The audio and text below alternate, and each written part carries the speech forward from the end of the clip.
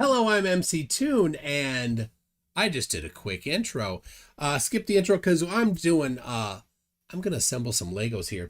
If you were here for the last stream, there is a terrible, horrible person there. And I kicked him out at the end because I got sick of hearing his lies and his horrible stuff. I'm not even gonna repeat it. It's gone, it's done. You can watch it if you want. The ending is the really where he gets really horrible. But what we're gonna do is we're gonna assemble this Lego set here, you see. And I've got with me Jon Snow right now. How you doing, Jon? Hey, what's up, bro? Hey, this was a perfect opportunity for you to tell all your fans about your new Facebook page that you just made. Tell them all about it, MC. That's a great idea. Thank you for reminding me. I made a new Facebook page, not a group. I mean, I've got groups. A Facebook page that is just MC Toon, no spaces. It's distinct from my account, which is Michael Toon. If you like that, if you like what I do here, go watch some of the stuff I put there. I'm putting some of my older things on there. Some of the videos. I'm a little new to pages, but I think you can do videos. Videos are done differently on there. So people really go there to argue in the comments. So if you like seeing arguments in comments, go join his Facebook page. Yeah, you're cutting out a little bit, but yeah, there definitely will be a lot of people flapping away. They when I post something, we get a lot of people commenting on my posts. But I'm going to try to get more of them over onto my page, but I'll do it both. You can comment wherever you want. And we've got Dick Dawson here. He was having some audio trouble earlier. Well, I didn't change a thing in my setup, but I closed Zoom and reopened it and everything seems fine now. I couldn't understand it. I had Zoom open. I did the test. It played my own audio back to me. I did the test for the speaker. I heard Zoom's audio test. So I thought, well, maybe you're having a problem. But then I noticed you two were actually chatting. And I was like, nope, it's definitely here. And I did a restart and it's fine now. All right. Well, I also asked Irish Demon. He said he would be here, but he's not. Maybe he's got something else. So I just sent a link to Microraptor if you want to have that. So this is the thing. So I ordered this. I saw this on where did I see it? On somewhere. I'm like, oh, that's cool. So I go to Lego's website. They don't have it. It's discontinued. I go to Amazon. They have it, but the price was ridiculous. So I looked on eBay, and the price there was pretty good. So I picked this up. It shipped immediately. I got it right away.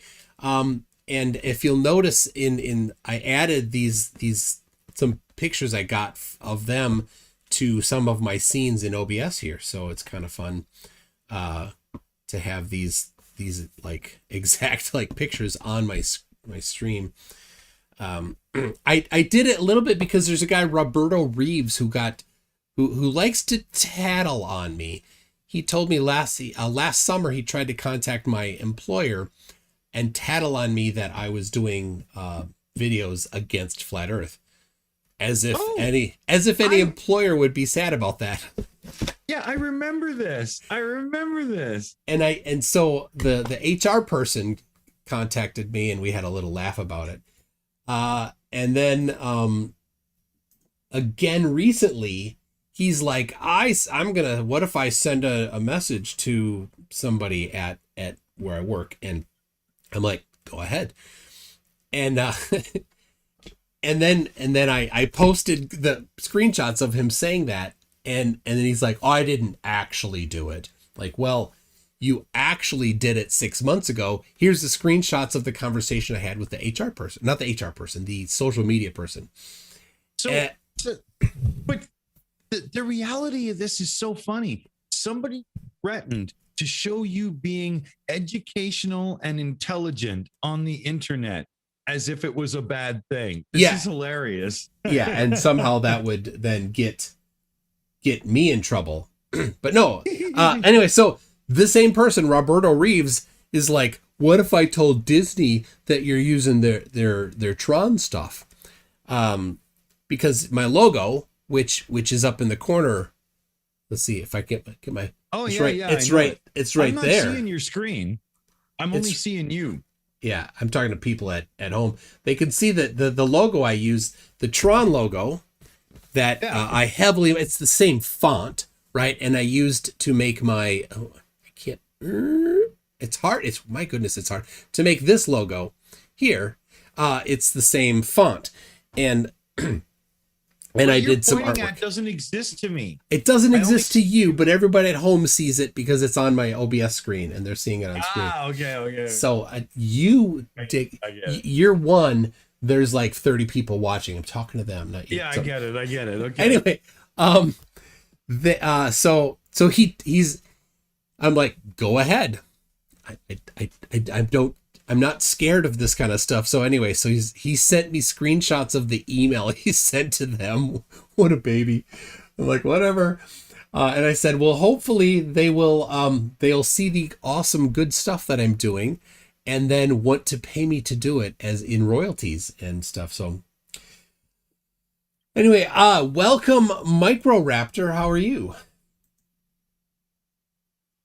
Oh, no audio yet. Well, when you get here, go ahead and say hi. So, all right. Well, with that, what I'm gonna build this, and we can all just have a conversation.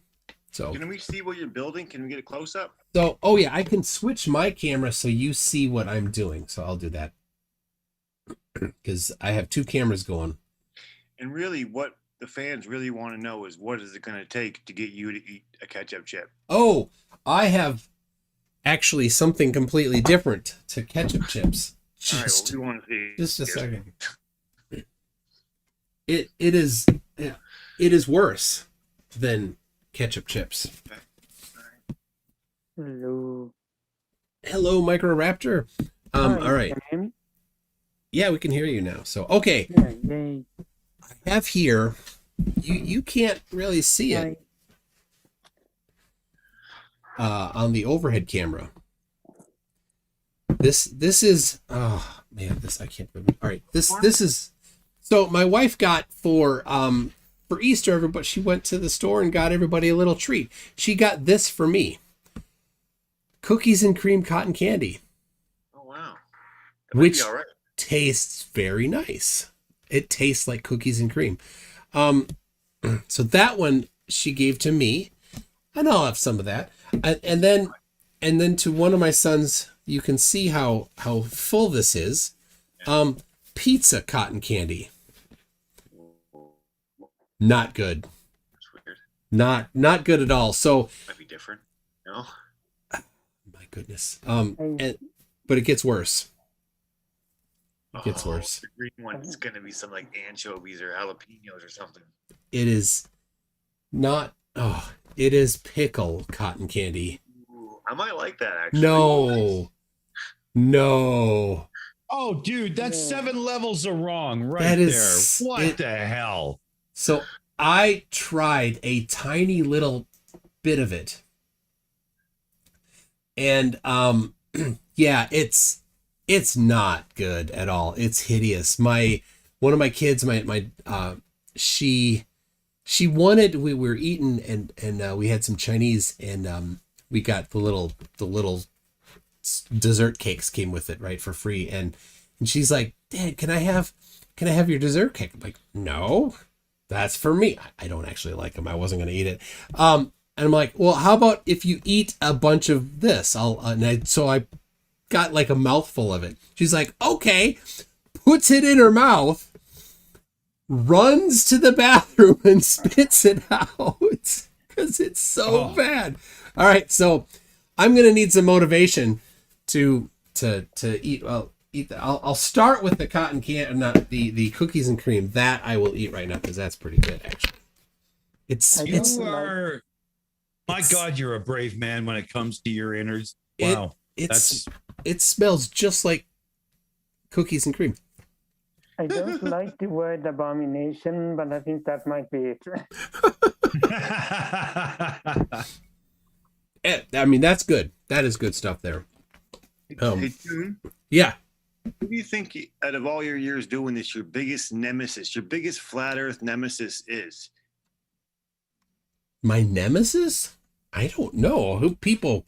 What do you think? Yeah, like who do your fans think your nemesis is? Who do you think the fans are going to put? Yeah.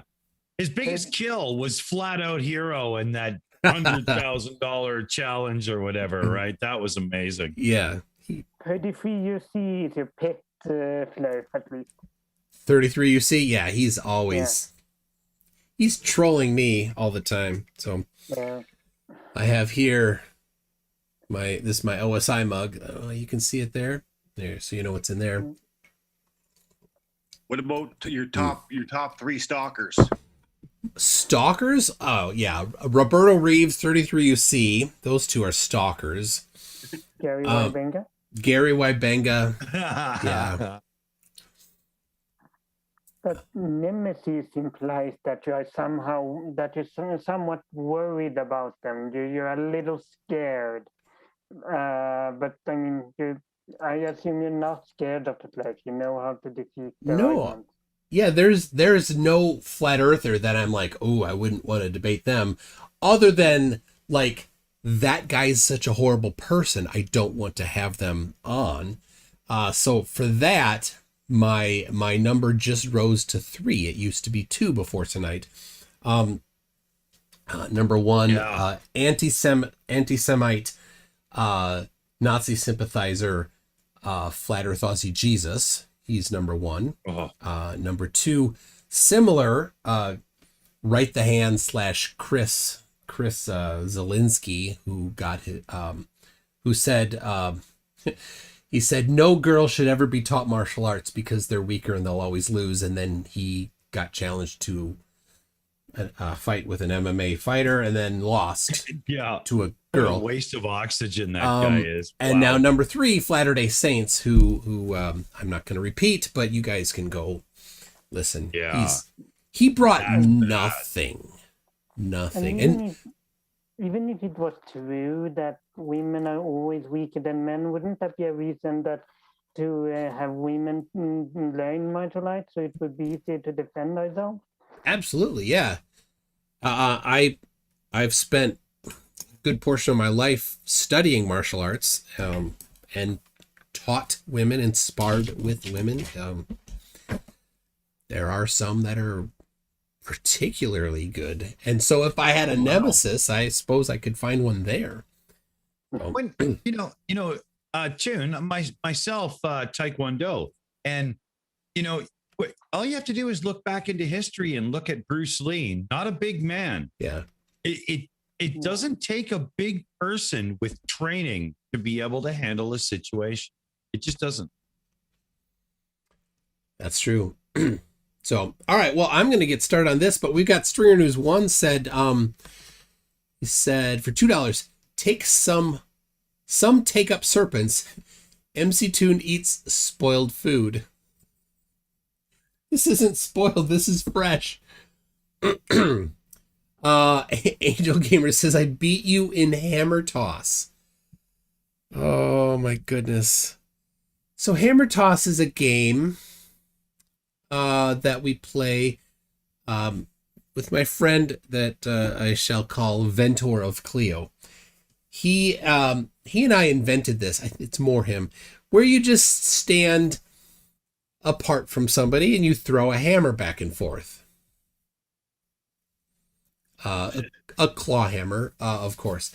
And you just, over time, you get farther apart from each other so that it's a longer throw, gets more difficult. There's a lot of art and finesse to throwing a hammer so that, I mean, it's a partner thing. You want to get farther apart. I don't know if you get beat.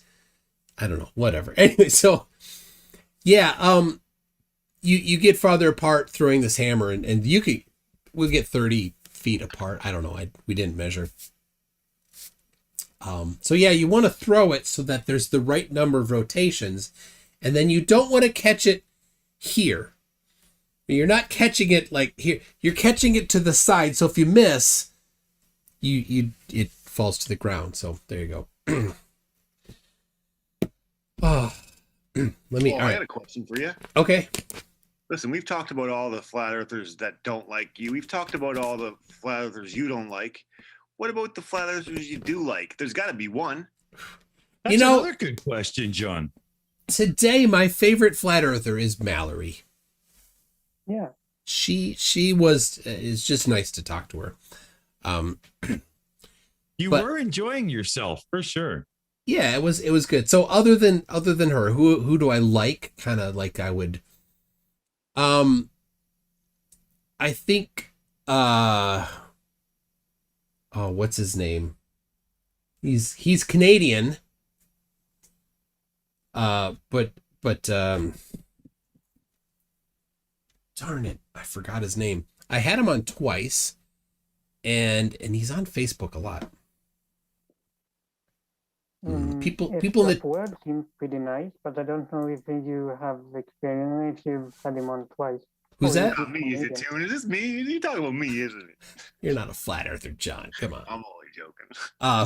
Who did you say, Micro?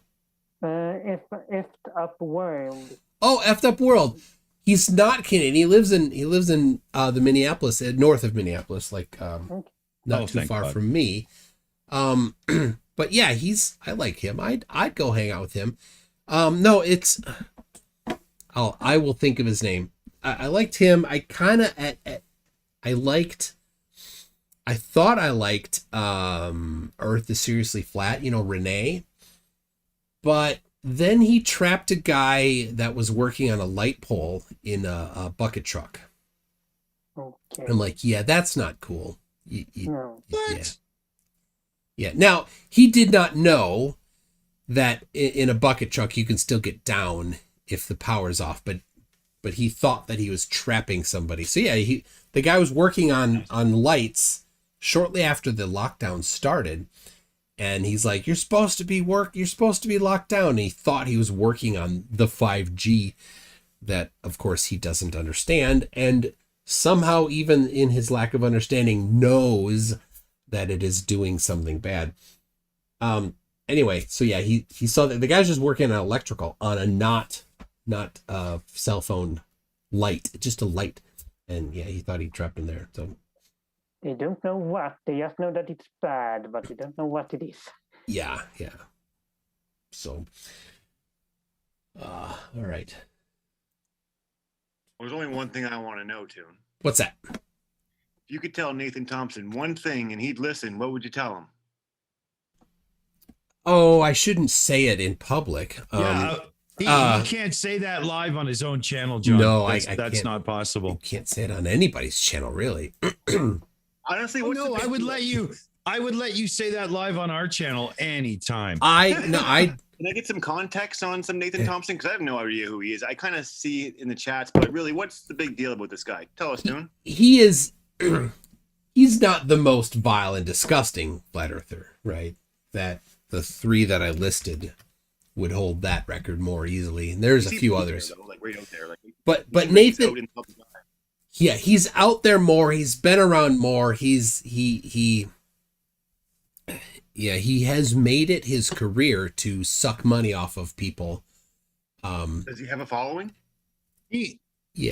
John, he went to a school and started yelling at the kids about flat earth, trying to hand out pamphlets and stuff, like totally harassing children at school, not high schoolers, children. Oh yeah, you can't do that. So, I mean, if my son went to that school, him and I would have had a talk. Yeah. One side that I was disappointed by is Spirit, because I thought that he was relatively respectful and stuff like that, and recently I've learned that he said homophobic and stuff and anti-Semitic stuff and all that. But then what made me change my mind was when Bull died and he joked about it. That was before that I thought he was at the very least polite and respectful, but then nope, he's just pretending. Yeah, so John Booleanator, do you know him? Have you heard? So he was, sorry if there's a crinkling sounds from the plastic, Booleanator was a guy in the community. He produced a lot of videos. Him and I worked together quite a bit and produced quite a few shows. Knew him very well. Yeah. So and he knew Red's Rhetoric. They both lived in Florida. So he December 26th he died. I don't know if the cause is known, but it doesn't matter. He died. And so, you know, people were shocked and stuff. He wasn't that old. And but some people had said some really horrible things then about it. So like Spurs. So Spurs Chemo would be who it is that we're talking about. Yeah. Hey, Toon. Yeah. How many viewers do you got right now? 41. I think it's time to bring them into the action. And Yep. I think we should get the comments in with this one. If they could pick anyone for you to have on the show, who would the viewers want to see on your show? If you're watching this and you want to have your chance to see who you want to show, let us know in the comments. That's You know, June, at this point, I have to advise you to hire this guy. Jon is great. I love Jon. You have a CD, Jon. Tell us about that. Please do. Oh, I just dropped my very first album. It's called 9 Years Later. I made 100 copies. I'm selling them right now. So if you guys want a copy, hit me up. They're $15 Canadian, and then whatever the shipping is, I'll ship it anywhere. As long as you pay shipping, I will ship it. Love you guys. There you go. 9 years later. If anyone doesn't know my story, I just did 9 years in prison for some bad choices when I was younger. But I've managed to stay out for 2 years. I've stayed out of trouble. I've put all my focus on staying busy, whether it's my YouTube channel or music or coming on with you guys. I've really, dedicated myself to making a change, and that's what this album is really about. Well, the change was successful, obviously. So cool. I'll have to get in touch with you after. I'm just interior of BC, so I'm gonna have to get in touch with you. Yeah, for sure. I did music all my life. I went to audio engineering school in 89, 90 and, took off and played in bands and in studios and wrote and whatnot. And the whole bit, that was my life. Yeah. I really put I did it all myself. You know what I mean? And honestly, the only reason why I'm selling it myself, because I don't want to give like iTunes and them guys half the money. Like, I put a lot of money myself. It's more than half, man. Oh yeah, for sure. Right.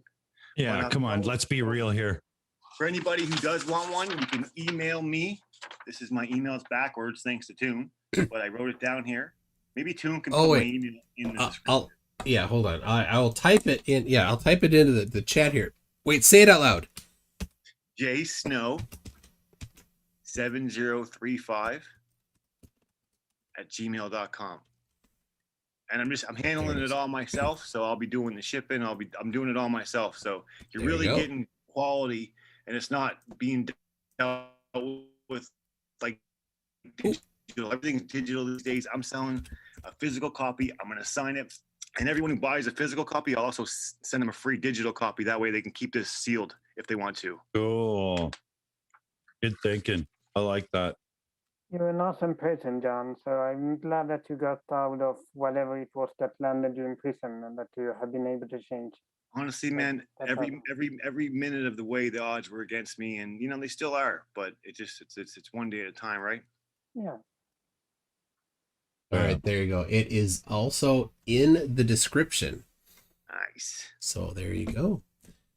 Tomorrow I will send the money to you and get one. I'm gonna get one sent to me too. Yeah, and then when you get it, you can show people. I'll come on and you can show me you got it. Absolutely. We'll have a listening party. We'll have an MC Toon listening party. Yeah. Cool. Yeah. All right. So I also don't want to miss the opportunity to say honestly in that I also love Dick. Thank you, Micah Raptor. We've been chatting on and off in the scene for like a couple years now, and we've had a few opportunities to stream together. It's just cool to have another one. I've only been in the community for about 1 year, so yeah. Oh, okay. Well, my memory is, beer influenced right now, but, yeah, like when I see your name, I think of that colorful avatar right away. I know it exactly. Yeah. This is my first time meeting Microraptor. Can I get a little backstory on him? Hey, I'm a trans woman. Yeah, I'm a nerd basically. I don't have as interesting of a story as you. So yeah, I'm Swedish, and I've always been interested in science and in been pretty skeptical and like just wanting to learn how stuff works. Like I got into these debates and this community because I wasn't entirely sure how we know. I have always thought it is a globe, but like I wasn't sure about all of the sites. I wanted to learn more about that, and yeah, I have learned a lot, even if the debates themselves are always kind of crazy. You actually do learn a lot. So my Microraptor is very much a proper skeptic in the community, right? And there for the educational value of the environment, not quite so much always the dumpster fire side. Yeah. Right? I do enjoy the dumpster fire, but yeah, I also Sure, yeah. Yeah. But yeah, I see you commenting and engaging more when there's actually something more a bit more depth to engage with. Yeah, definitely. I do appreciate when it is more to be actually debated, to be discussed. Hey, MC Toon. Yes.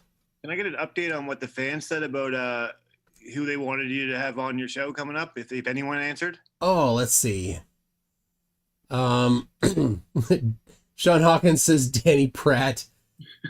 He won't come on. Who's that guy?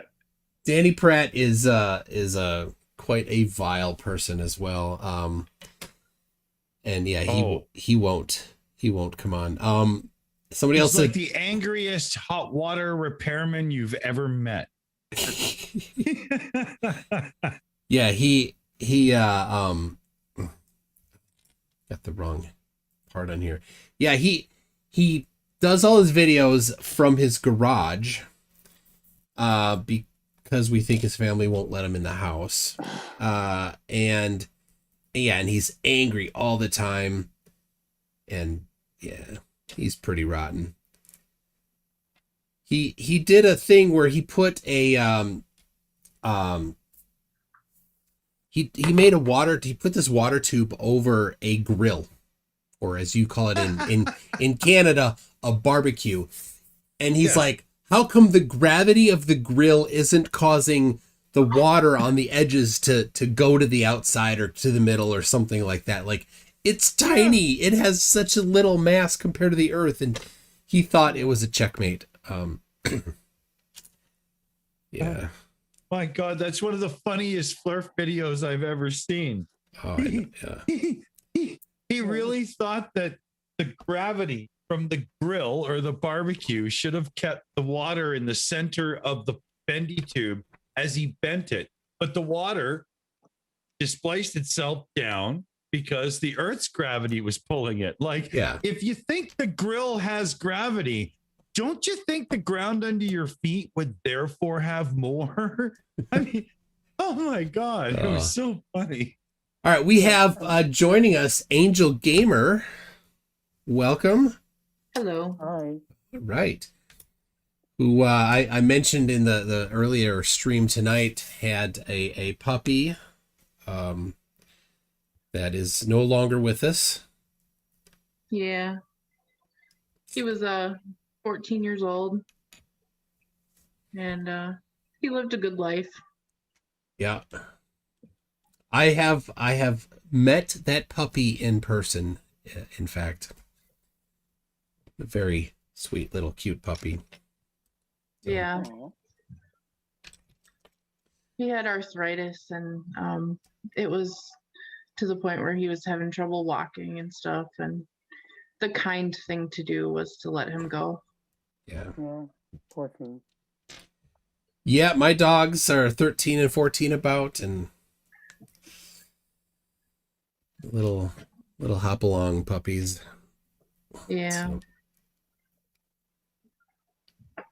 all It was a right. miracle. Like before we took him in, he never was good about taking pills. He'd always pick it out of whatever we put it in. And we were feeding him chicken for his last meal, and I snuck like a whole dose of pain med into some chicken because it was right before we were taking him in, and I didn't want him to feel anything like our last dog did. And it was a miracle. He ate it with the pill and everything. And so basically he was calm through the whole procedure and, slept the whole time. And, it worked out really well. Well, that's good. Yeah. So, all right. Are you seeing what I'm Yeah. feeling here? I'm kind of going slow. I did order the Lego just announced a shuttle, a Discovery shuttle. Oh. And I saw that, I'm like, oh, I shouldn't get that. Well, I did. It's on order. I will do that one. That's so behind me. I've got the 1,969 piece. My goodness, Saturn V. And Cool. it's like 2,500 pieces. Nice. Oh, Cinnamon Control for $10 says Lego Shuttle Fund.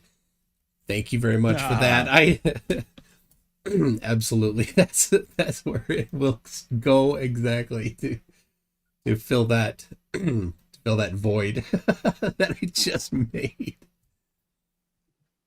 So we've got a Saturn V model rocket that we shoot off. It's real cool. Double stage. Oh, Fun.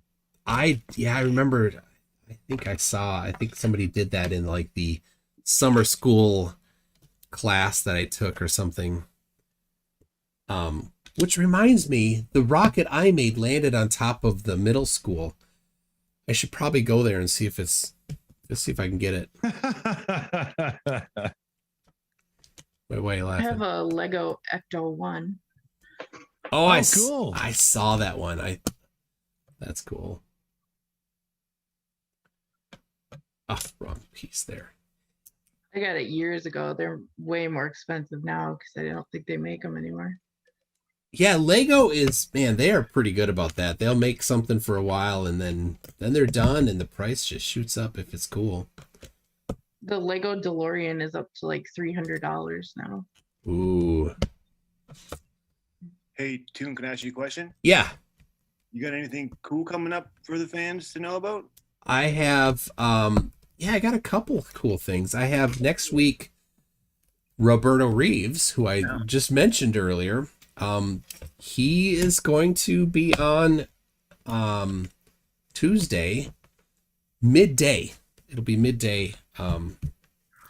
He's like, oh, come on. But then he's trying to like put stuff on. So I'm like, he's like, but it's got to be my time. I said, okay, what time? And he gave me a time. I'm like, I'm working from home. I can do that, or just, I got a lot of vacation time. Just take the day off, whatever. I'll do that. So yeah, that's the time. He wanted me. He's like, you got to turn off super chats after we agreed to it. I'm like, I'm not going to turn off super chats. Why though? Why? What was that? You can't get money? If he had said, I'll come on if you don't do super chats, I would have said, oh, okay. But we had already agreed to it and all that. And I'm like, I'm not going to just cave to you demand, some demand about that. That's arbitrary, right? So then I'm like, I'd kind of written it off, like, he won't do it. Well, then he came back to me a couple days ago and said, okay, fine. So, all right. Hey, speaking of super chats, maybe you should read a couple of them. I think I got them all.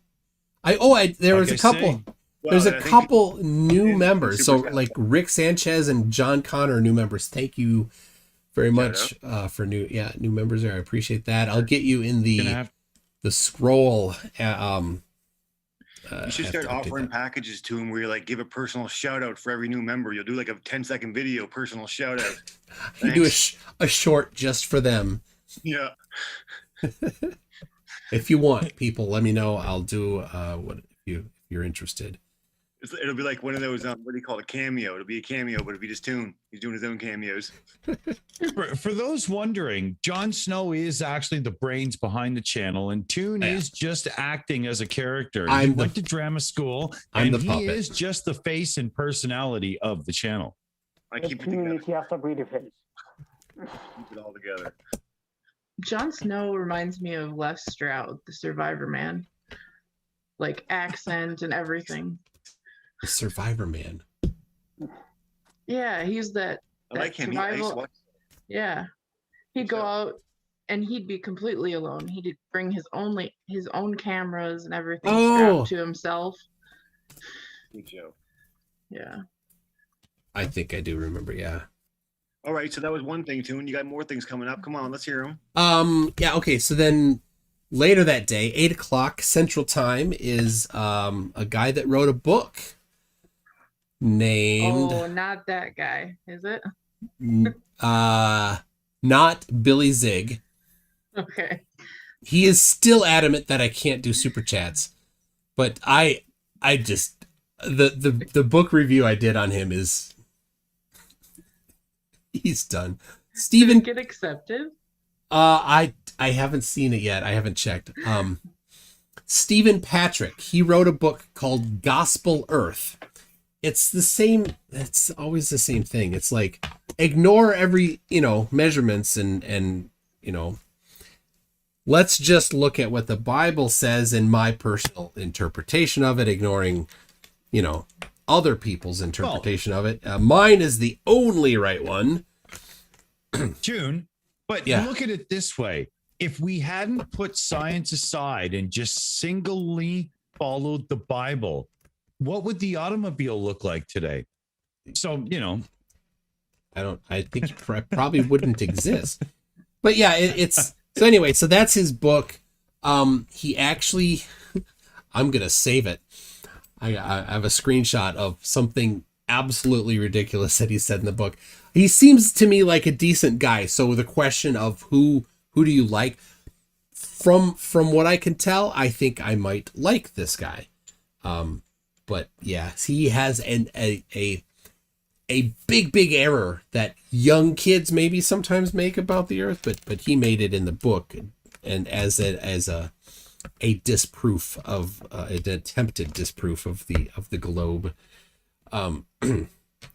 But yeah, so he has like lists and lists of verses and what he thinks they mean, and then tiny little stuff. I've read just a little bit of the book so far. Anyway, have him on for a debate. I challenge somebody else for later. I don't know if that'll come on. But that week, a week from Thursday, is the 22nd, and that is when the Flat Earth movie comes out called Level. And what does level mean, everybody? Level means curve. So the name of the movie is A Curved Surface. So good luck there. And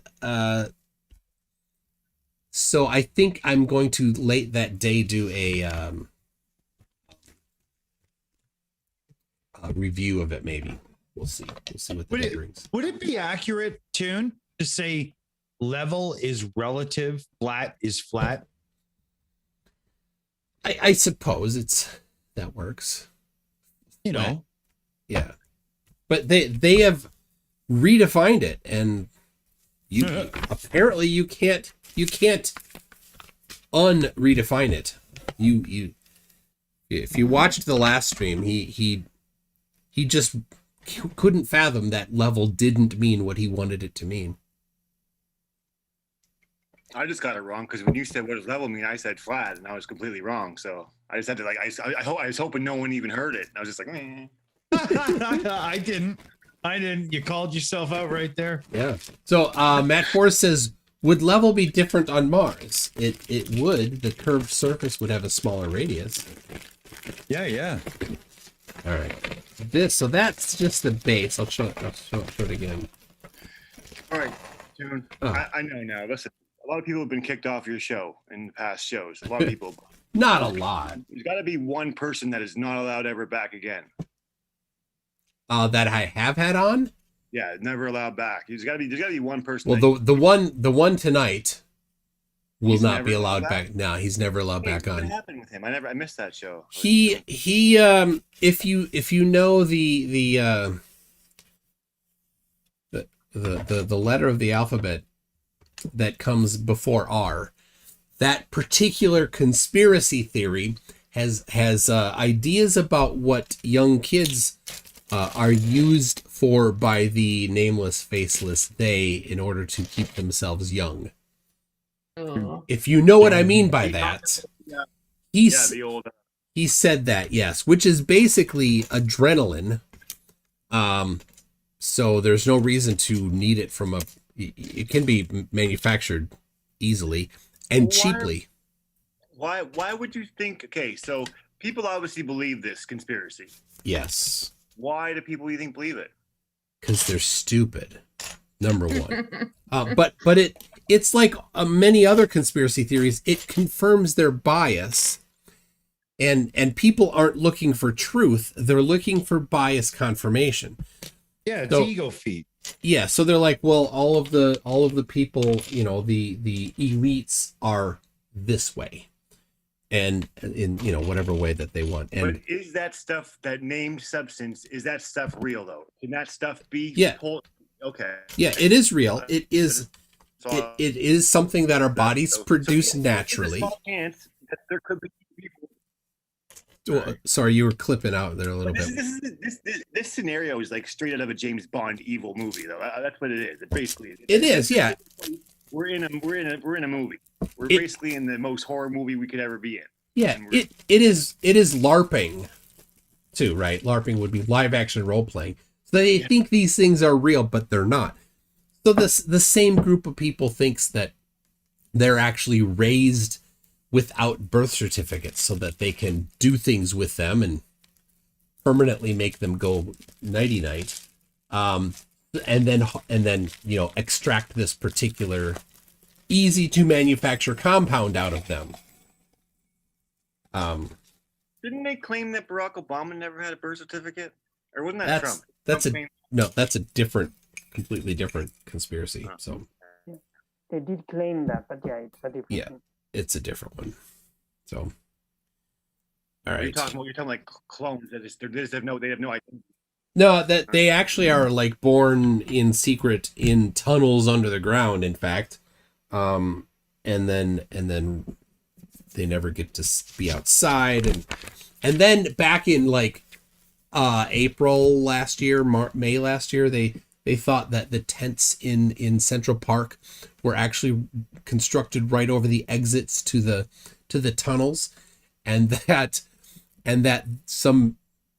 somebody was going in to liberate them all, and then soon all these kids will show up. And of course they never showed up, and all the people that believed in the conspiracy nonsense didn't say, oh, I was really stupid, I won't believe in that kind of stuff again. No, instead they just pretended like that never happened, and went on As they believing always do. went on believing other nonsense. So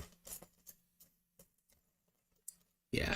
All right, so I'm pretty sure I could say you probably think that the flat Earth is the most ridiculous conspiracy theory out there. But what would be your second ridiculous one? Oh, there's more ridiculous. There's way more. Robert Let's David hear Steele, who also believes in all this letter before R stuff. He thinks that not only are these children born without birth certificates to produce this compound, but that NASA sends them to Mars to work on secret colonies there as slave labor. Yes. He thinks that. So the letter before R is probably one of the most ridiculous conspiracy groups and everything they believe in. Does anything they said come true? Not really. No. I mean, probably. I mean, when you make lots of predictions, some's gonna stick. So I'm sure there's something. Right. I mean, I watched that Fall Cabal movie, and honestly, they had me until the time travel part. I was in it until they started saying they were time traveling. And I was like, I'm out. I'm ahead out. Out.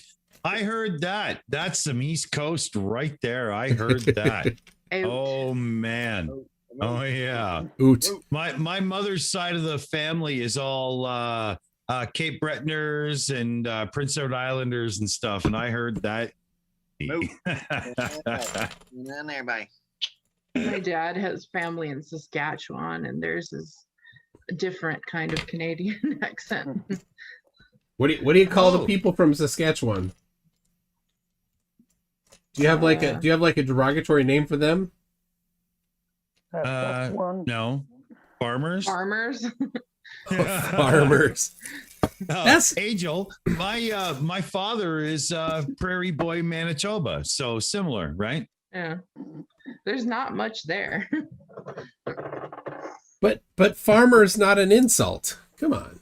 No. What are you talking? Oh, squatches. People are saying squatches. That works. That works. Hockey players. That's all there is hockey and farming. Yeah. Well, booze and, parties, Yeah.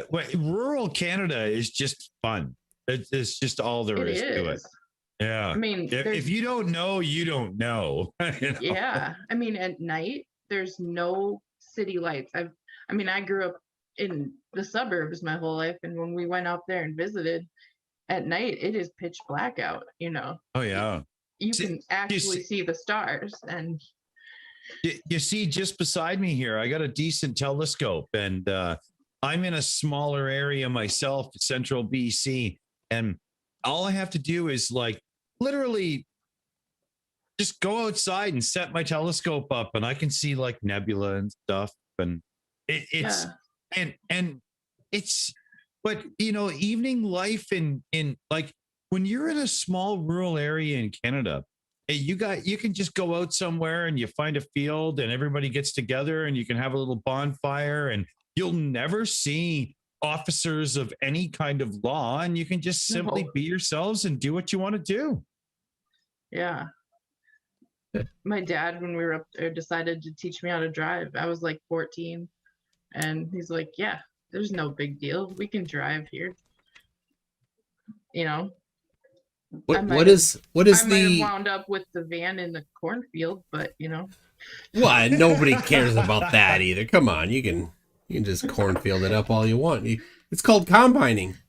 I was taught how to drive in what they call a field car, and when I was 13 years old, my dad bought an old Pinto for $100, and we had 24 acres of property, and I just jumped in the car and went and did donuts and power slides and whatnot until I could control it. Right? That's what we did. Well, yeah, my dad was a mechanic, so we had all kinds of fancy cars growing up, and cool. I'd be 10 years old out there helping him bleed brakes and stuff. And that reminds me, I gotta change my brakes. Hey, Tune, Angel, it was the same for me when I was 16 and I got my license. My first car was a 78 Trans Am. And the first thing my dad did was rip out that lethargic 400 fucking Pontiac engine, and we put a proper 354 bolt main with a Borgen. It was just a beautiful build. It was awesome. It was amazing. John, you were saying? Hold on, John was saying something. I had a great idea. Oh, yeah. Hold on. This was just. You really should start paying me for this, really. So, what? Go ahead. You were buffering. You were, roboting. Oh, am I in now? Am I here? Yeah. Okay. Yeah. I had a great idea. Right? So, I bet you any money you know what your highest super chat is of all time. I know you know what it is, right? You should start giving out a prize when people beat it. So, have incentive for people to start beating the highest super chat. That would be dope. That's It's a little. I'm telling you, people love competition. Send them a lock of your hair. Yep. Have like a ketchup Oh my chip. gosh. Yeah, they'll want to win those prizes. I'm gonna eat some of this right now. This is the good stuff. That's Yeah. So you didn't answer my question earlier. If I send you some weird stuff to eat on stream, will you eat it? Oh. How weird. It's gotta be food first. There's good. I don't want a ring of fire all that bad the next day. Would you eat crickets? I'd eat crickets. Yeah. I'd try that too. Like if you had a contest where, you know, every time you get a super chat, you have to eat a couple crickets or something. Yeah, I guess. I did do that shock stream with Team Skeptic 2 weeks ago. Monkey poop coffee. Kopi Luwak. Yeah, we've talked about that before, haven't we? Oh yeah. It's not monkeys, they're civets. They're cats. I'd much rather have people send me nice food. Like, you know, like I seemingly did think, send me weird food from your country, and I want to test good food from different countries. That sounds like a really cool channel to make. You have people send a suggestion from, like, okay, if someone from Zimbabwe, for example, saying, okay, this is a really good food from this country that nobody knows of, and like, yeah, I don't know anything about Zimbabwe, so I don't know what that would be, but like, yeah. You'd have to get a P.O. box for that, though, because otherwise you have people like Daniel Pratt sending you stuff. Or, the recipes for it, and then you make it yourself or something. That recipe. Oh, that would be fun. The challenge with that is of course, some people are not very good at doing recipes. I can kind of do a recipe, but the other is it's hard to find ingredients sometimes. Yeah. A Round Thinker, he sent me a recipe for bread, the one that he makes every week, and he's like, oh, you need Devon. It's Devash. It's a syrup that's a sweetener made out of dates. Oh, we can get date syrup. Well, I ordered it on Amazon and and it was good. Get the date every week. So yeah, that would be. He has 33 kids. It's a little hard to go out with Mrs. Toon when you have 33 kids. Yeah, it's the babysitters. You only get to use them once. Then they're like, I'm never coming back. Yeah, I've babysat for your kids a few times, I think. Yeah. And you're alive, so I guess it wasn't that bad. I'm gonna say I'm gonna have to say.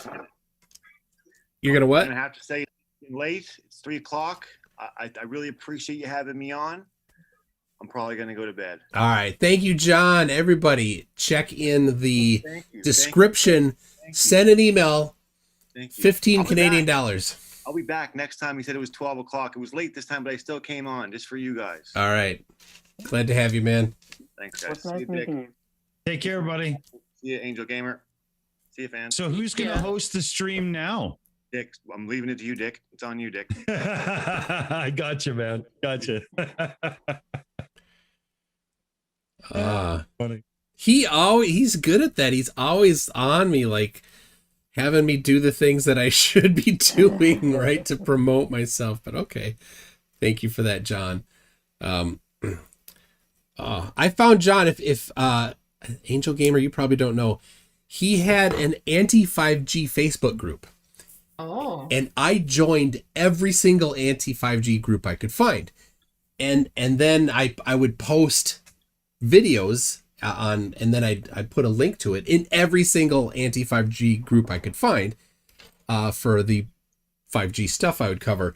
And he commented on one, and I'm like, hey, you should, and I knew it was his group. And I'm like, hey, you should come on sometime. He says, okay. I'm like, oh, well, wow. That wasn't hard. It's usually difficult to get somebody to come on. So I said, okay. And he said, okay.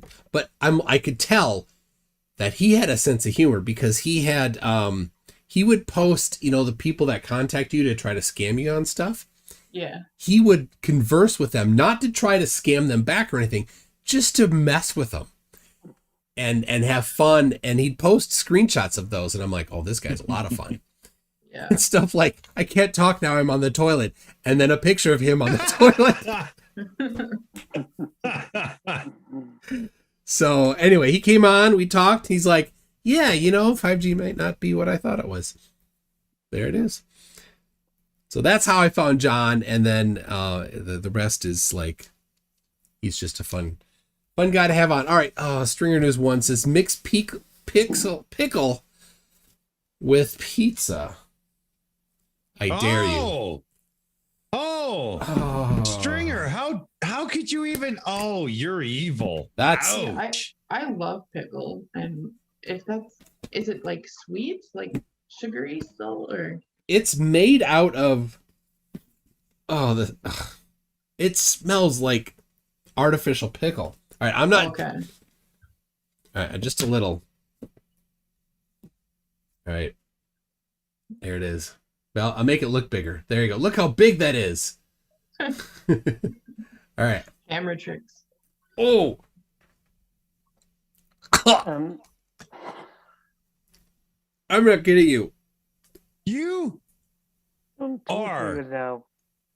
What the heck? Like, seriously, what is wrong with you, Toon? What are you doing? How could you do that? Oh. I'm not acting. I'm not joking. That pickle is... We can't see your face, so we can't see your reaction. Oh, you'd have to look on the stream. It is... Oh, You have two cameras. no. That is really bad. Oh. Oh, I forgot how bad that was. Yep. All right. All right. Yep. The Oreo one seems like too sugary with both Oreos and cotton candy and stuff. But what little that'll wash it down. Yeah. I right now think everybody should give a moment of silence for MC Toon's taste buds. That was nasty looking. Goodness. Quantum Degreaser says chase it with a tab. Well done. There we go. All right. Dick Dawson, we've been talking about a debate channel that you're putting together. Yes. Tell us about that. So over on the iNetwork, we've got a few changes coming up because YouTube doesn't understand what we're trying to do with bringing multiple different shows under one banner and channel. So what we're going to do is we're going to break the iNetwork back out to being a group of channels. And the current iNetwork channel will become the Shills again. And we're going to have like a channel for Pain of Progress and a few of the other shows we do. And we have a great idea for a new debate format, and we're about to bring it out. So how it works is timed rounds back and forth. And so you have, somebody starts, somebody replies. And then when they check over their notes for, say, a 2-minute period, we'll bring in a couple of color commentators like a sporting event, and they will go over the first round, make a couple of comments in the Shills entertainment style, of course. And so then we get back to it. They will be moderated debates. The moderator will be calling fallacies, but we will not interrupt somebody for using one because, they got to bring something to the table, right? But what we'll do is we'll deduct points. Well, points, you say. Yes, every round will be scored by the host, by the moderator, and by the viewers, and they will get points. At the end of the show, as the debate timed rounds are done, we will do a more informal yet moderated back and forth to end it off and then hand it over to an after show. But at the end of the debate, the scores will be tallied up and there will be an actual scoreboard like you would see for, a sporting event or something over the course of a season. And, if one person debates more than another, we'll take the averages. And at the end, we will have an absolute winner of debates. And so how are points scored or lost or any of that? Well, how that'll work is the viewers will vote round per round who wins, who loses. And arbitrarily, we're still working out the point system, but let's just say for a basis, you would get 10 points per round if you win, 10 if you lose. Now, if you get called on a fallacy, that's a pretty big deal. So you have to lose quite a few points if you're still going to be allowed to continue and finish the round. So we're thinking that's going to be a good 5 or 6 points because let's face it, you're probably going to hear more than one fallacy per round out of some categories of debaters. And as such, 2 will negate the round for them at that point. And we're anticipating some negative scores at the end of that, right? And then, so the host will award a winner of each round, and that will be worth 5 points. And then the moderator will award points. And then when the color commentators come in, they can award points arbitrarily like they do on British game shows and stuff. And they can just, have at it and have fun because that's why they're there. Line is it anyway? Yeah, exactly. So if the audience votes, how do you, we talked about this earlier with Mallory, if you were around, how do you prevent it from being a popularity contest? Because popularity doesn't determine truth. Well, exactly. And the popularity thing is the viewers, all they can do is vote to who won or lost the round, right?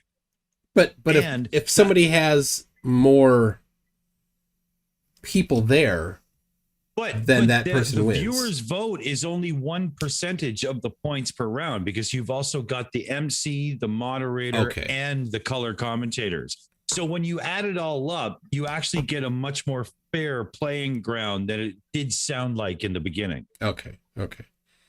I mean, it doesn't matter. Flat earthers can't bring evidence, so... No, we're open to any debate. It doesn't matter. If somebody wants to debate the merits of, well, I don't even know. You tell me. You know what I mean? If you want to debate anything to do with something like the Holocaust, don't talk to me because it ain't happening on our channel. Yeah, if you want to do any kind of other hate-based stuff, seriously, you're talking to the wrong person. But if you want to do religion or if you want to debate, why do you have to charge crystals in moonlight when it's just reflected sunlight? So during the day would be better. Sure. I don't care. You know what I mean? There's lots of things, just let me know. We'll set it up. But yeah, thanks for that. Very cool. The point stuff is interesting because the Mace debates or Oxford debates have points. Yes, where they're kind of a formal debate, and they do it. The audience participation is done by the audience votes before the debate on where they go on one particular stance or another, and then after the debate they vote again, and then whichever side swayed people will get some points there. But I think and that works in a debate that's kind of subjective, like the competition style debates where you are assigned your position, which I just could never settle that. Like how can you tell me what I'm going to defend if I don't hold that position? Why would I defend it? The ability to stand up and argue for a position you have no passion for, though, must be respected. Because True. I mean, seriously, all you need to do is know the basic laws, and you are an awesome trial attorney at that point, right? Come on. Yeah, that's true. I see the value in being able to do that, and yeah, if you can argue from their side, you understand their side, right? Yeah, that's a skill. I'll give it that. Yeah. But it's a weird one, and I'm not sure that I would be proud of it. Yeah. There's that one guy that's in tons of the modern day debates, and it seems like they always use him as a fill-in when somebody cancels. T-Jump. Yes. And he just takes whatever side they assign him to, it seems like. You know, it's like, what is your actual opinion? You know? Yeah. No, he always sits in that lounge chair. Yeah. Yeah. Can he move?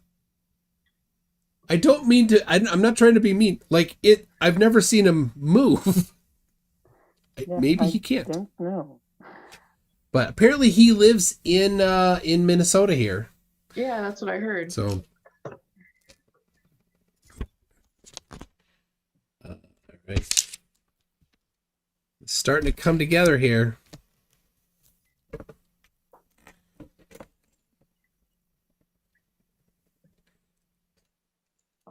So I did write up a a 2v2 format that's similar to the Mace format, with a little bit of the Oxford. Yeah, I sent you that. Yeah. Mace has good stuff. Mace has like a 3v3, and they take questions from the audience and question from the other people, and you are like supposed to have an interjection. You get to do a point of interest, right? You get to do a point of interest, and you're like expected to, actually. So I don't know. That's I saw that interesting. So I kind of put those together. It's on my website. If you could go to the website and just search format, you'll find it. I've got it up on a page right now, actually. Yeah. So I had challenged FDFE, and I had got together, said let's do an open challenge to somebody, because it's a formal debate. You know. Yeah. So much of our debates are just dumpster fires.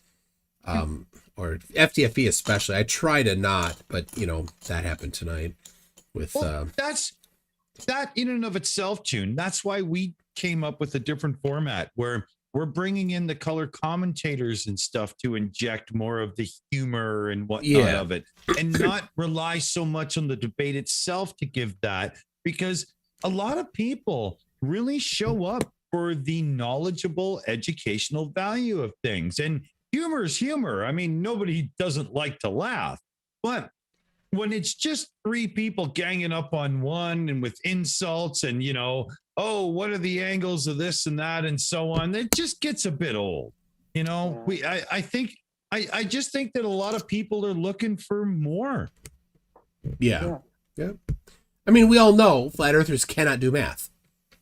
So yeah, we can ask too much. We can ask, you know, what are the angles of a triangle? And they won't know, and we can all have a chuckle. That's great. Or if they do know, it's because they memorized it. Yeah, because they watched a debate before. And occasionally, I think some of them actually have a little bit of enough of a foundation to know.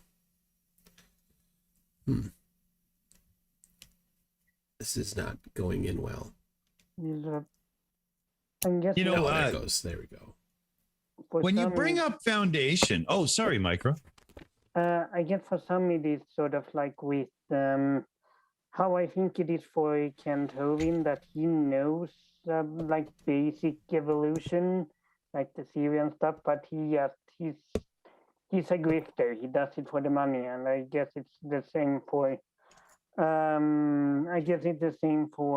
flat earthers. They do it for the money or the attention, or because it's such a strong belief that they, even if they know the evidence, they ignore it. Yeah. Yeah, Kent Hovind, he knows more about the other side than flat earthers know about the other side.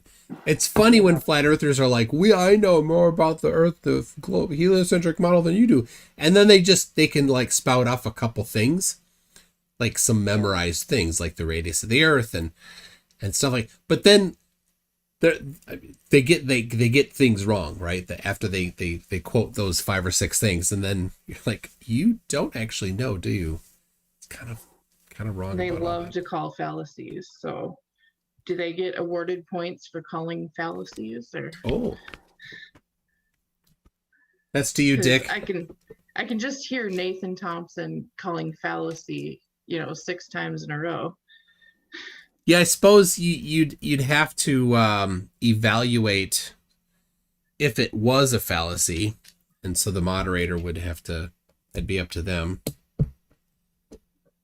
So looks like he's preoccupied. One thing I also think must be hard for the moderator is that you're always gonna be biased in some way, especially with flat earth. Like you're never like completely, you don't know. Like you have fallen into this rabbit hole of flat earth, or you understand why it is the globe. Like you always have a side, and it must be hard to be a moderator and to be as go on. We thought of this too, Micro, right? We were very conscious of this, So what we did was there's a guy named David Worley, very good creator on YouTube, and he actually wrote a book on fallacies. And so he's coming on to play moderator, and then we have like one of our shills group play the host, somebody like myself or whatever. And that way we're trying to take the bias out of it, because you've got somebody who's put research into it and is looking at it from that perspective, calling those shots. Yeah, that sounds good. Right? I'm not sure that it's 100% or if it's foolproof, but we are going to try our best. It's going to be difficult because you're not wrong. Yeah, it's probably impossible to do it 100%. That's probably impossible. But yeah, that sounds like a very good idea. And of course, if it's a debate that's subjective, that would be different. Then again, yes. Yeah, because the shape of the Earth is a fact. It's not a subjective debate. No. That's what we do for entertainment purposes. Yeah, it's entertainment right? For smart people. Yeah, exactly. Here's the thing about debates. I cheat. I make the other side take the factually false position. So somebody asked me about. I watch you lay traps. It's hilarious. Yeah. They'll. People have asked me if I wanted to do a debate on some other topic. I'm like, I can't cheat at that one. Pass. So will Donnie ever be allowed back on your show? I would let Donnie back on. He's a one-trick pony. So it gets boring to have when they only do one thing. Yeah. Yeah. And I've also found you got to space them out, right? So yeah. If I have Donnie back on, it'll be 6 months to a year. Santosh. Well, he lost his city council bid, so that's good. Santosh. Oh God. Santosh is the guy that I kind of like a little bit. Explain. You remember that. Santosh? So somebody was asking. Explain that. Somebody's asking earlier what flat earthers I like, like as a person. So yeah, Santosh Christodos. I want an explanation for that. Why? He's kind of a nice guy. He's he's a bit simple.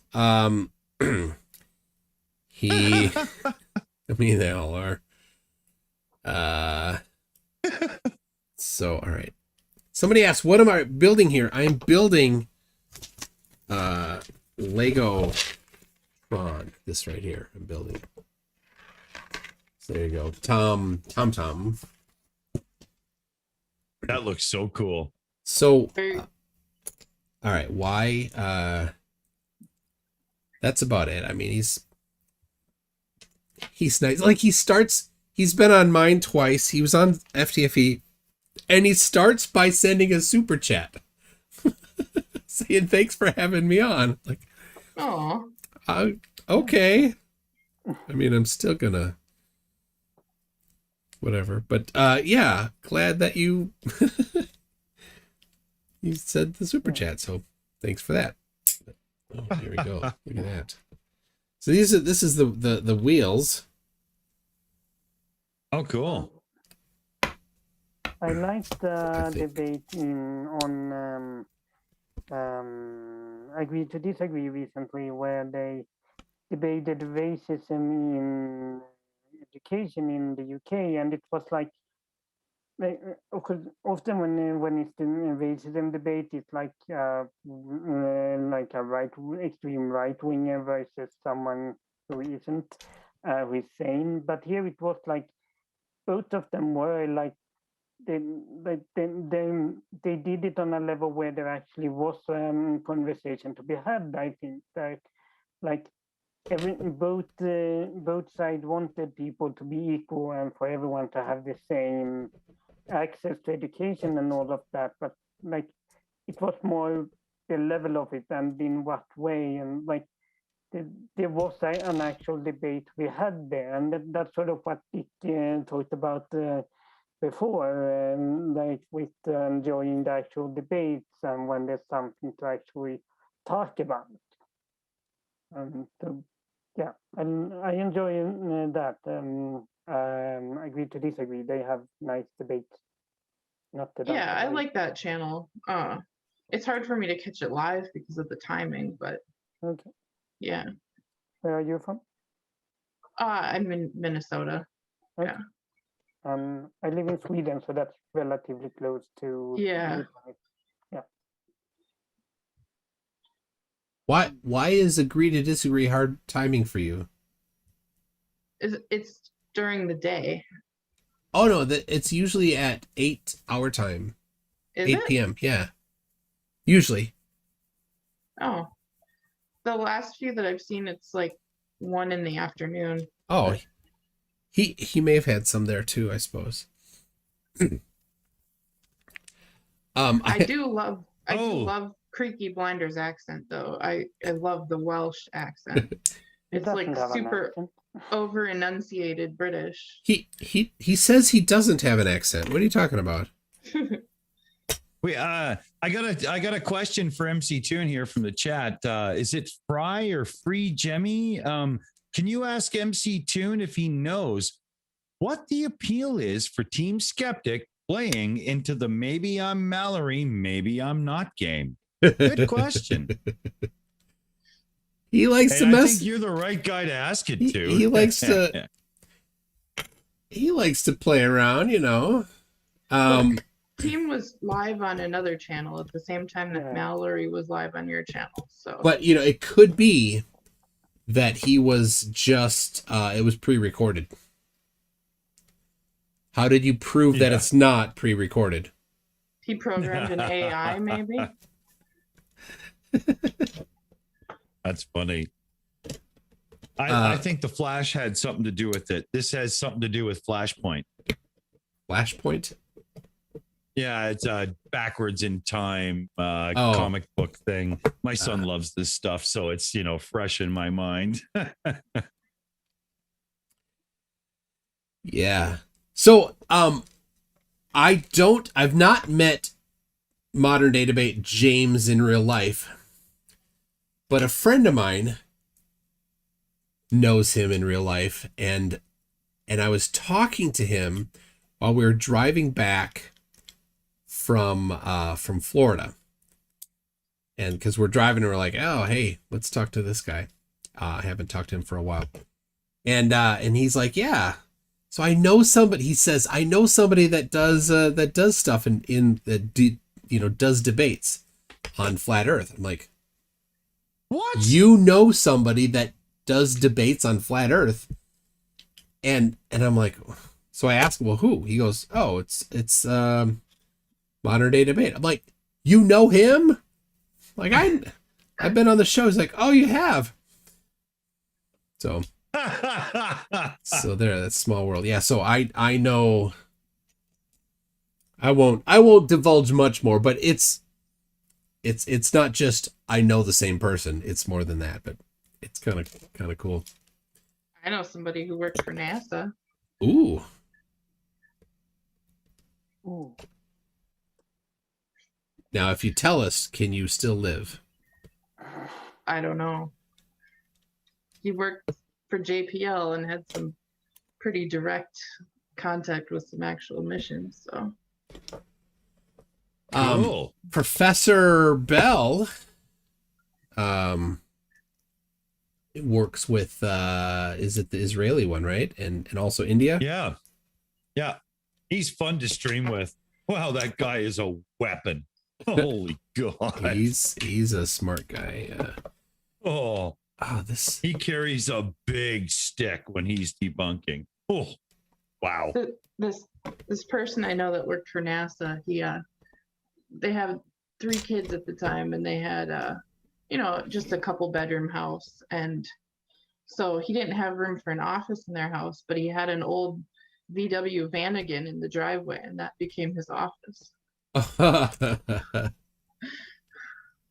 That's nice. Yeah. So that's where he did all his NASA stuff, was in a VW Vanagon. I am a huge fan of air-cooled engines, so I approve of this wholeheartedly. Oh, that's an air-cooled engine? One of the newer ones that's water-cooled, but it's still based on the old bus. And, I just love the sound of a flat air-cooled engine. Right. Skydiver Tanner said, Toon getting into conspiracies. Oh, agree to disagree is who you're thinking of. Angel Gamer. Yeah.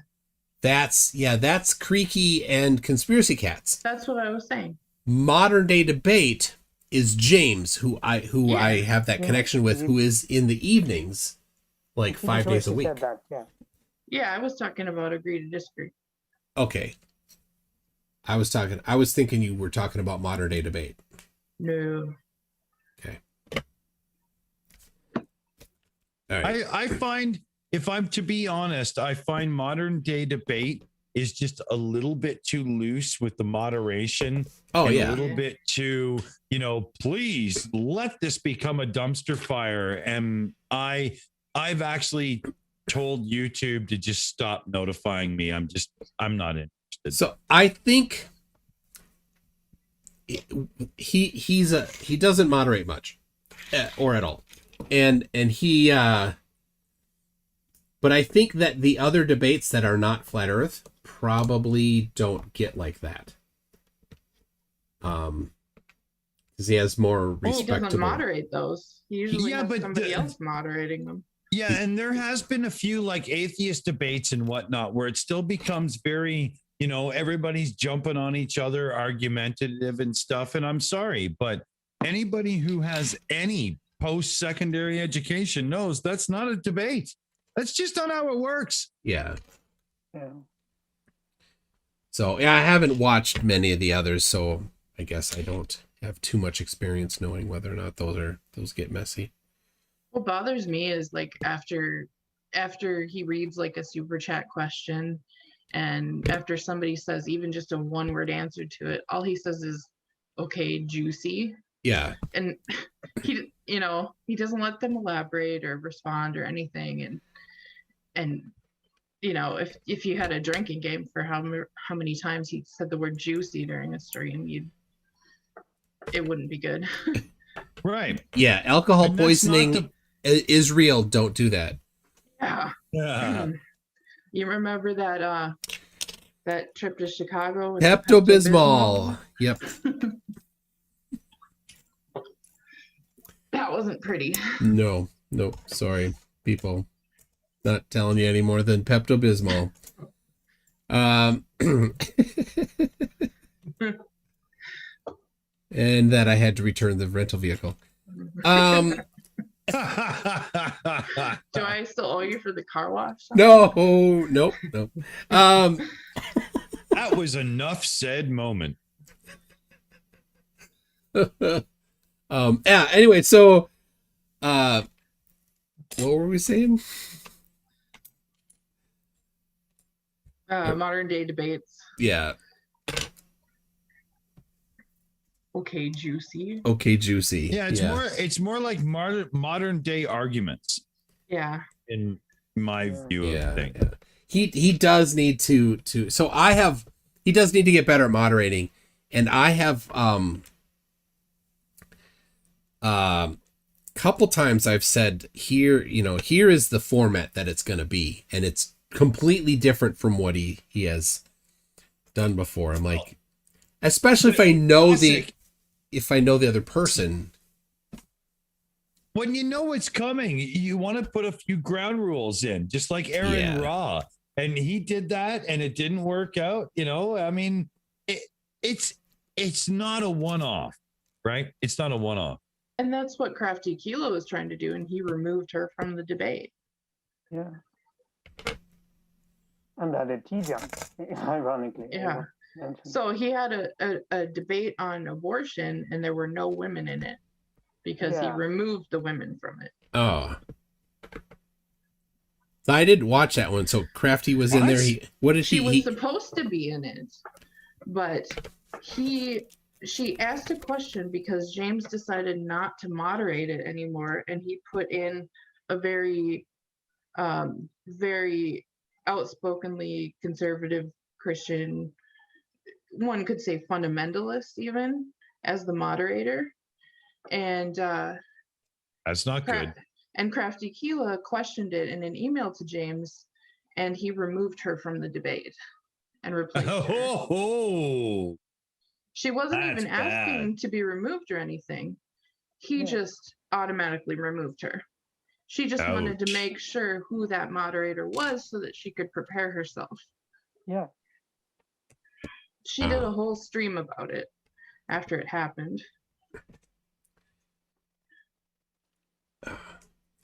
Yeah, that's not cool. No. Yeah, that's not a good look. That's not a good look. And that's kind of part of what sparked that boycott modern day debate Facebook group that started up. So. Yeah. Now, there's some points that they have there. Like not good moderation and platforming people that are not good people. Yeah. But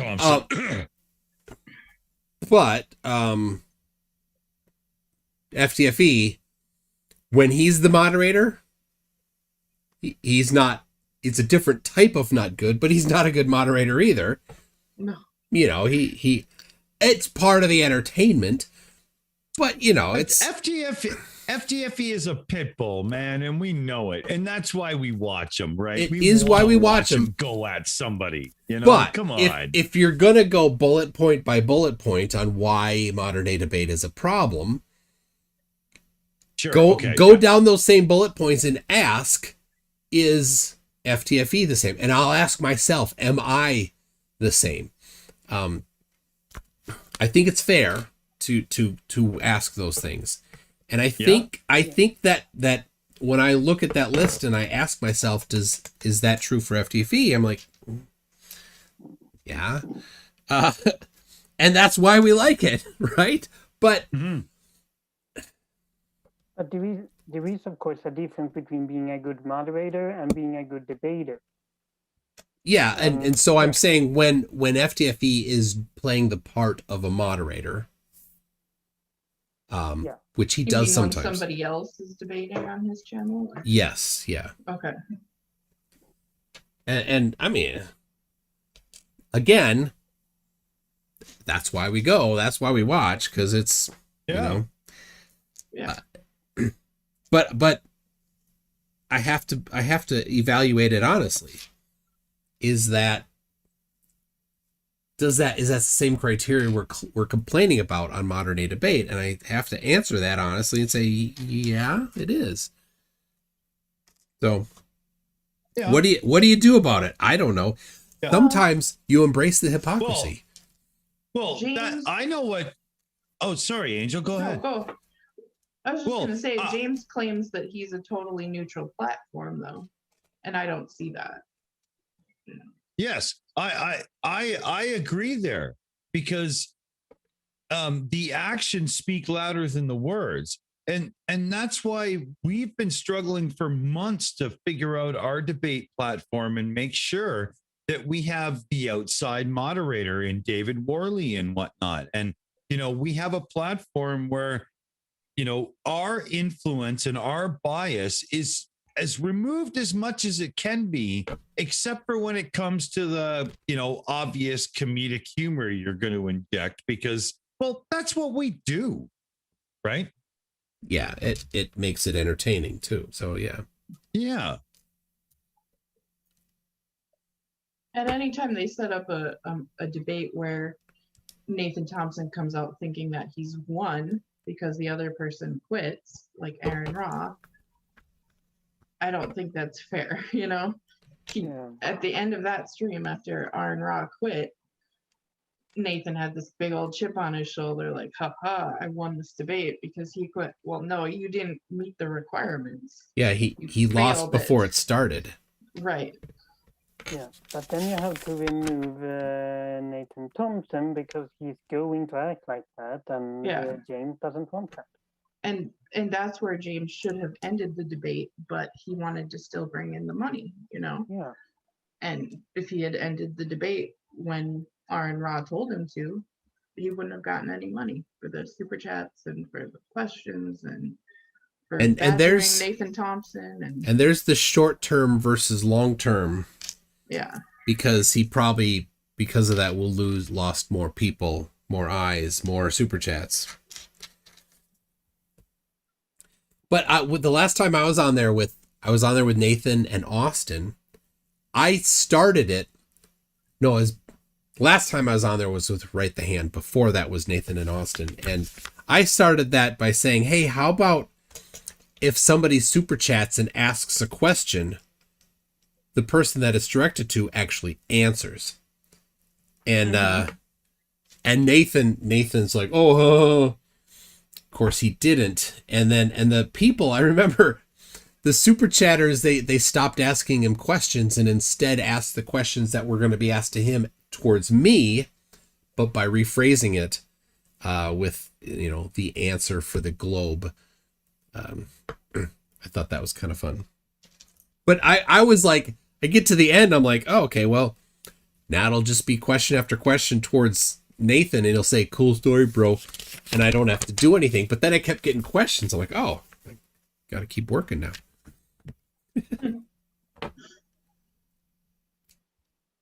But that was a good one. I liked that angle at it. So. Oh yeah, I think I went back and watched that one. When you'd asked, Don Giovanni. Oh, sorry, Angel. Go ahead. Oh, that's okay. Don Giovanni in the chat says he should have kicked Nathan and read super chats. Agreed. 100% agreed. Yeah. He should have kicked Nathan, kept Aaron Raw there to actually answer questions, and then done the super chats. Yeah. I got an email from Nathan tonight demanding that I bring him on. So that he can take his pants off again? Yep.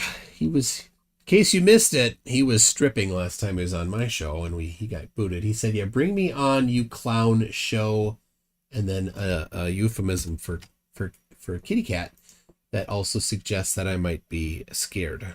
So I have in fact been emailing him asking him to come on and talk about what was the topic that the last time he was on Modern Day Debate with the actual, PhD, not yet a PhD, electromagnetic wake. And she's like, oh, what's that? He goes, oh, you can't use Google? Oh, wow. It can tell you. Google won't tell you anything about electromagnetic wake. It's made up. It doesn't. There has never been a rectum stretched by the truth like his. Wow.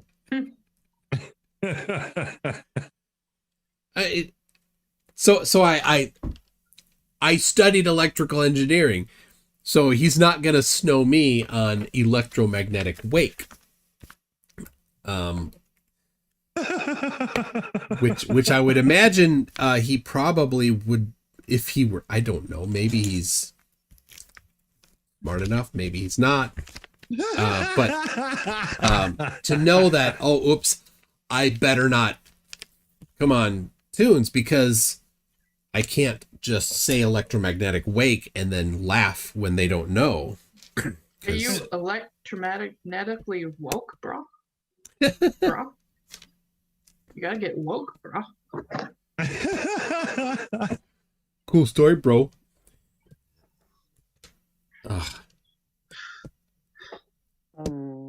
Poor Austin. Gio. Poor Gio. But Austin spent, what was he, 2 weeks in jail? 18 days. 18 days. Couldn't have happened to a more deserving did you watch person. his live stream? No, I haven't. It got taken down off of YouTube, but I downloaded it. Oh, his first one after he got Yeah. out? Oh, I downloaded that too, I think. But He posted a Karen video of himself getting chewed out by a cop. I'm part of that. And then he talked about his time in prison. In prison? Yes. Wow. I'm sure it was traumatic. He talked about how the police were low-key sodomites. Oh, yeah, because yeah.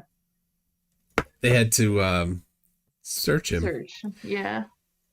Yeah, I'm quite certain every single police officer that has to do that is like, this is not what I signed up for.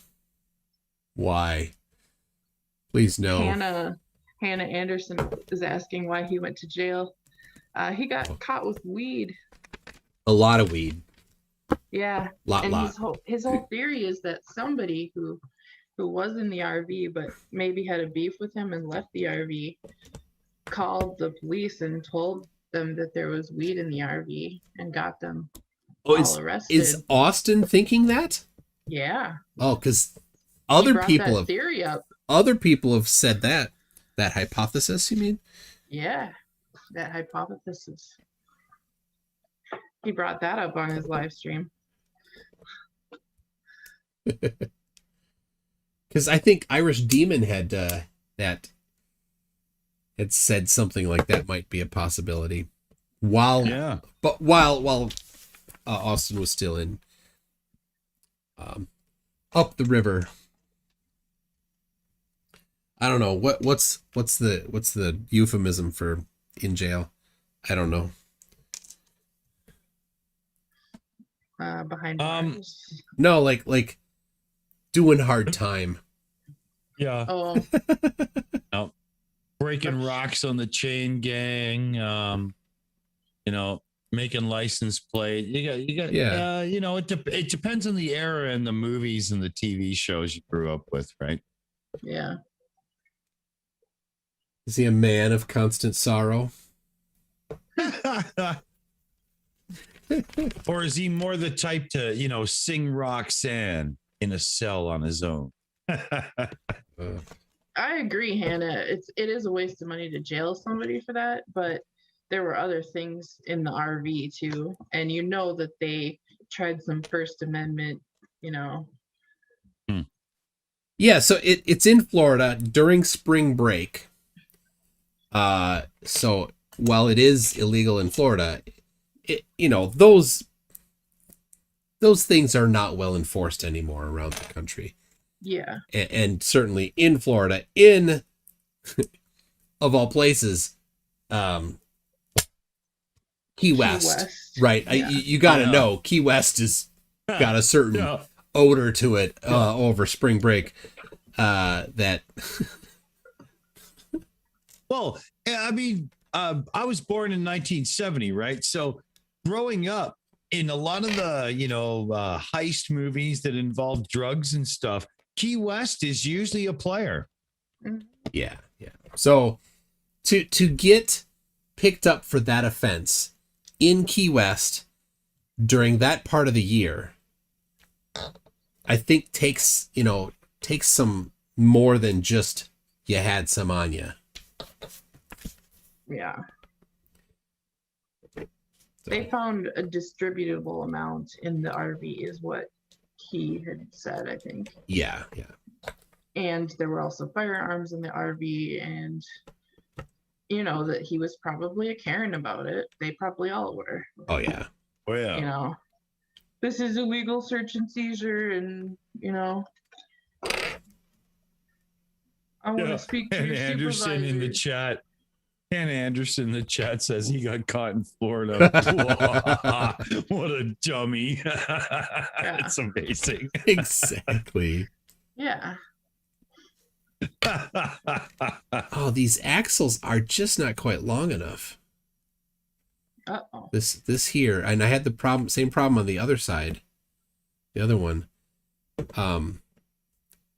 That it just barely makes it. So like I want to push it so that it goes just to the edge of this, but I have to pull it like back so it's barely into this Is this a thing. counterfeit Lego set? No, it's legit. It's real Lego. And so I have used the like Chinese knockoff Lego. Yeah. And there's a different feel. Slightly different feel to the plastic. So, all right, there we go. Yeah, I have to just kind of balance that axle. So, same on this one. Getting close. The wheel falls off. Oh, they both fall off. That's weird. Like, all right. He's not the mechanic of the future, but he's gonna get it done. Time to get the right. Craggle. The what? Craggle. The Craggle. That's awesome. What's the Craggle? You've never seen the Lego movie? What? Oh, yeah. All right. So I can make the wheels not as wide, and then they'll fit. Yeah. See, that's the right width. So, all right. Getting close. So maybe those were extra pieces then. No, the instructions say to use them, to stack them. I'll show you here. Oh, I did it wrong. I know what I did wrong. I did it wrong in this one too. I can show you. So this, I stacked two of these discs that are whole, right? And then there's these ones with the circle in the middle. That's what I did wrong. I'm supposed to mix them, right? Because then this goes on top, right? So I did this 1, 2, 3, and it's supposed to be this, so that this guy sits down inset in the middle there. So it was a pebcac, but it's not a keyboard. It's a peblac. But there is a split keyboard there between you and the chair. There is. And the stream can't see it because I have the picture cropped a little bit. But yeah, I have a split ergonomic keyboard. My ergonomic keyboard never leaves me bored. Shopping online for deals on super writable media. I edit Wikipedia. Memorize Holy Grail really well. I can say it right now and make you ROTFL. Or ROTF LOL. There you go. Got my business doing websites. They need some code. Who do they call?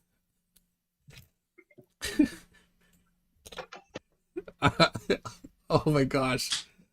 Got a website for my dog. I do HTML for them all. Even got a website for my dog. There you go. Got myself a fanny pack. They were having a sale down at the Gap. Spend my nights with a roll of bubble wrap. Pop, pop, pop. No one sees me getting freaky.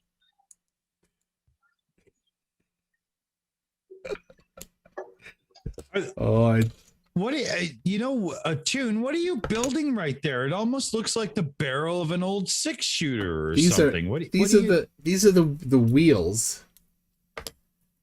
And I had to disassemble them because I messed up a little bit. So it looks like you were about to build a pistol for a Western Lego or something. You know what I mean? Yeah, it kind of looks. I could stack them up and make a.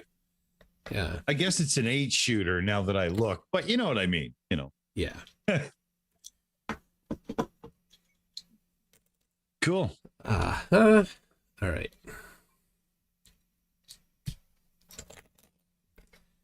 Getting there.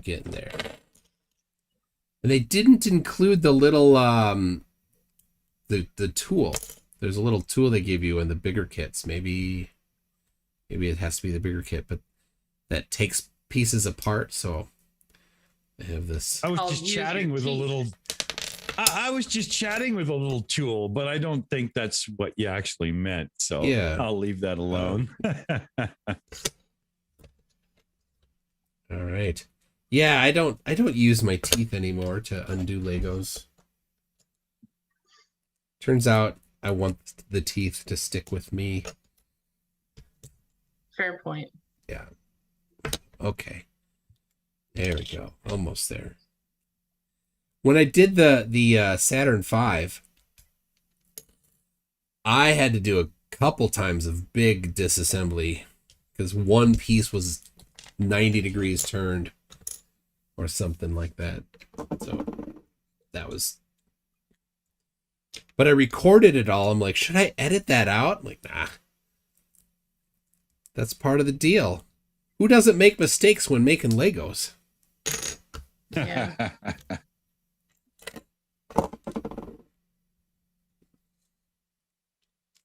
Do you hide the Legos from your kids, or do they get jealous of them? Or? No, I do them with the kids. You can't see it really too well, but there's an X-wing over there that belongs to. Like I got it for the kid. We did it together. Okay. Oh, weird. There's only 4 of these.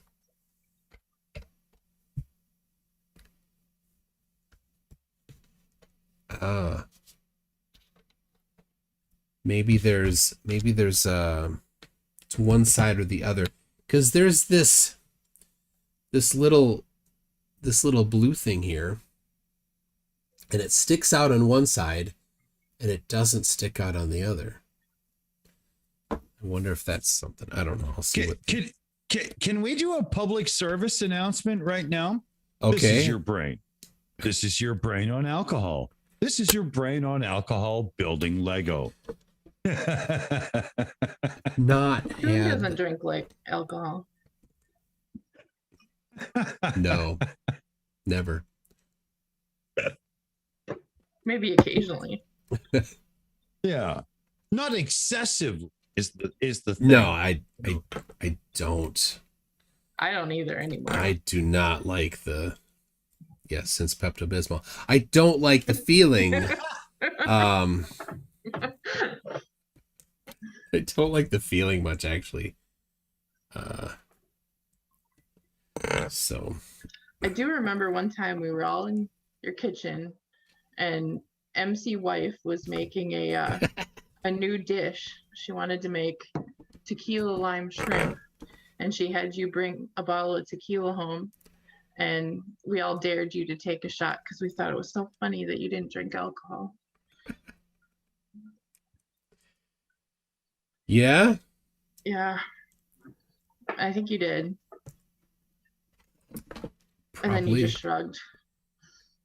Yeah, it's not that big of a deal. Yeah.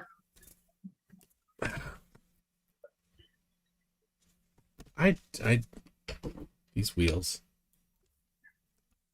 These wheels.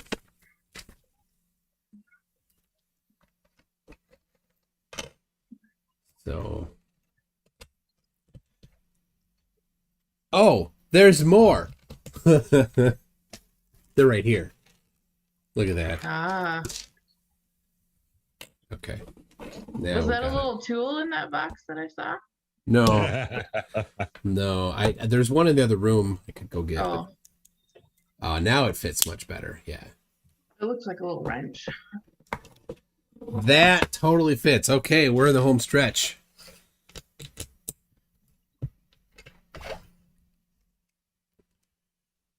Maybe the back wheels are bigger than the front, says Hannah. No, they're all the same size.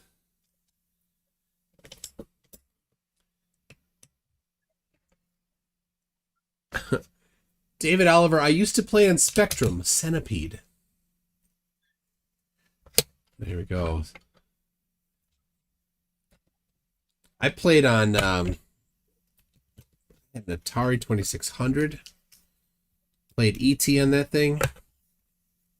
Terrible game. Terrible game. It's so bad that it's like, I'm glad that you ruined the platform over such a horrible game.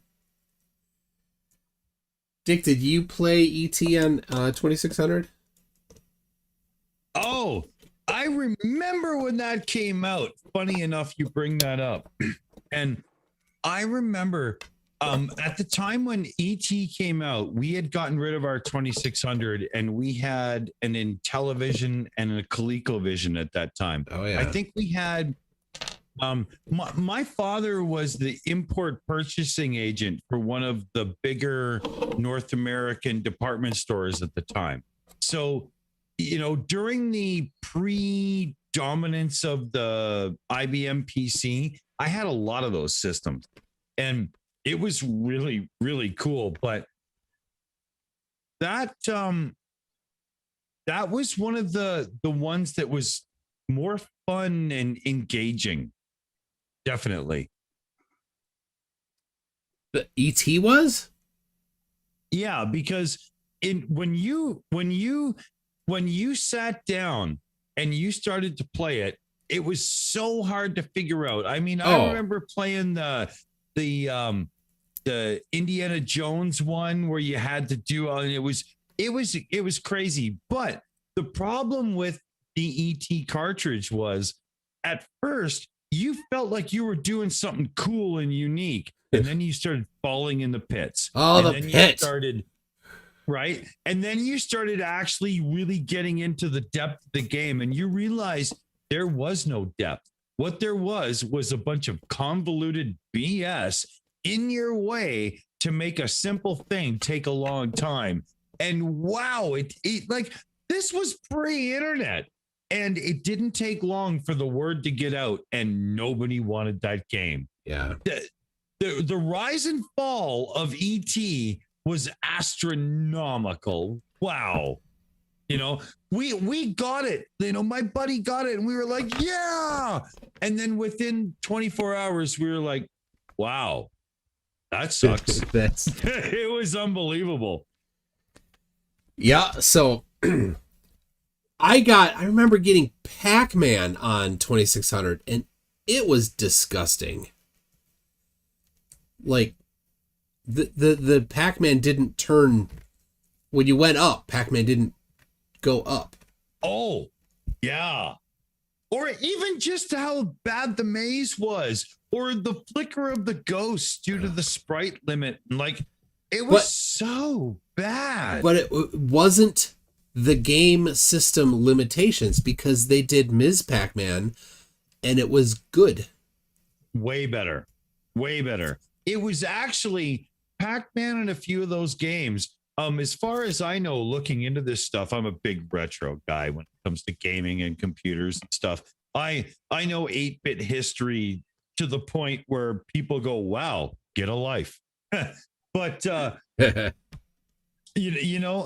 but there's programming cheats and stuff, and like when you look at a big example of this would be Frogger Qbert on the Commodore VIC-20. It's just black squared ugly text characters jumping around, but there is a homebrew new version of Qbert on the Commodore VIC-20 that's been brought out in the last. They have software coded sprites that move around instead, and it just goes to show that, you know, like the original Atari Pac-Man is so bad it's not funny. And it's not because the computer couldn't, or the console couldn't have done better. It's clearly a result of one programmer being given a stupid deadline and being gone, here. Like it's a true fact that the Pac-Man for the 2600 was a demo, a proof of concept. And they went, yep, okay, let's do it. Ship it. And dude was like, no. What?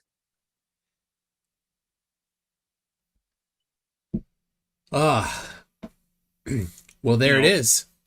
I got it finished. Oh, look at that. Awesome. Pretty cool. So yeah, that'll go back there somewhere. The ISS that I have back there, I think what I'm going to do is I'm going to hang it from the ceiling. And so it's just like, you can see the curtain, so I'll have it down low enough so you can see it. And then the shuttle will have to be somewhere in the vicinity. So there it is.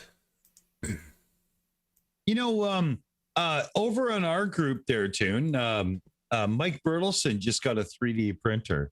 And I have an idea for an awesome 3D print. I'm going to get him to do it for you and send it over. Oh, yeah? Oh, yeah.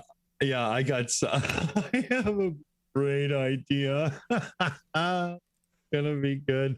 It's going to sit just to the side of your Saturn, right there over and beside your shoulder. All right. Dora Nku, she took the Toon logo that I made, and 3D printed that.